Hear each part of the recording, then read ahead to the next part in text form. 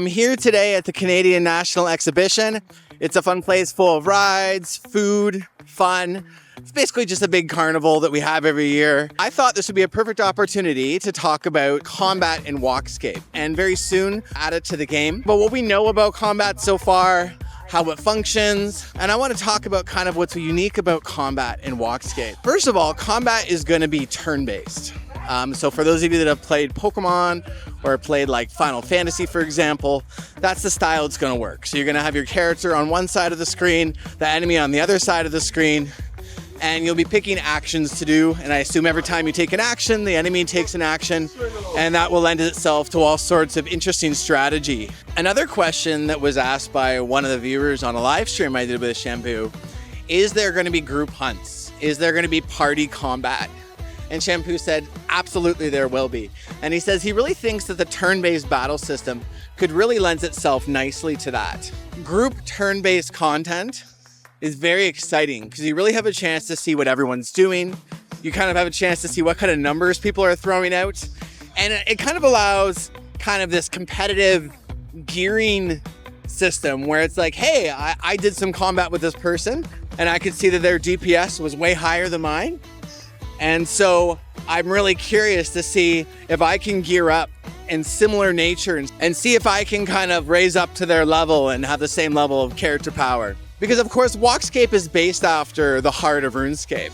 And as we know in RuneScape, there are all sorts of ways to gather weapons. You can smith them, you can drop them off monsters. There's lots of rare drops you can get that are very rare and sell for quite a bit. There's raiding in RuneScape. How's that gonna work in WalkScape? Are you gonna have rare drops? And the answer that Shampoo gave me was, we do not want the top tier items in the game to be dropped. He said, because a big part of the grind of this game is the grind to produce higher and higher quality of tiers of tools and shields.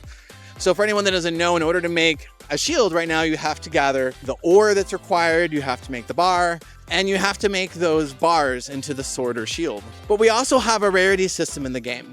Every time you combine materials together to make a tool or a weapon, you get a different rarity of tool, all the way down from basic, all the way up to eternal.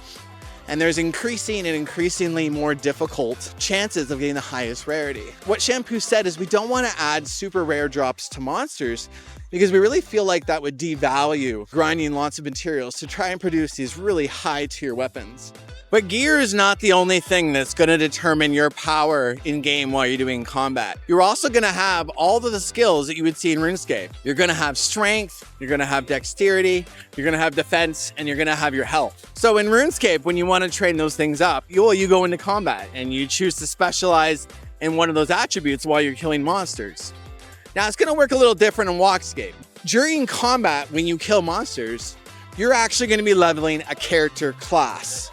So think of it, maybe if you played Final Fantasy, you're gonna have a character class that you're leveling. Maybe you're a warrior, maybe you're a mage, maybe you're an archer. Your strength, of course, will affect your damage, and your defense is going to affect how much damage you take in combat. I'm going to assume that certain pieces of gear have different requirements to equip. You will go out onto the map, and you will travel to a location. And for example, you might see one location that says weightlifting, and you'll go to that weightlifting activity, and you would do that over and over again, and then you would apply your steps and you would get strength XP. Say I'm out on the mountain and I'm mining and I'm completing lots of actions. Every so many steps, I will receive 1 point of combat energy.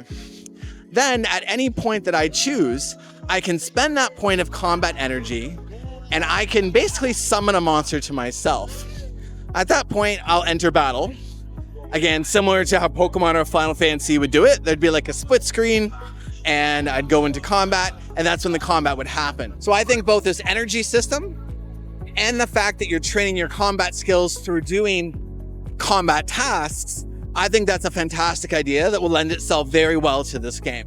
There is so much they could do with combat. There's so much they could do with world bosses. There's so much they could do with group encounters that would really make you feel like what you're working toward as a character really has an effect on a fun in-game activity. Being able to see in comparison you're a real world attack and damage in comparison to other people that have made me focus on other things. I think we're gonna see maybe in the future some very hard content developed by the developers that maybe only some people can clear. And I think that will create really fun social experiences when people complete things for the first time. And I think it's gonna be a very exciting and very meaningful feature.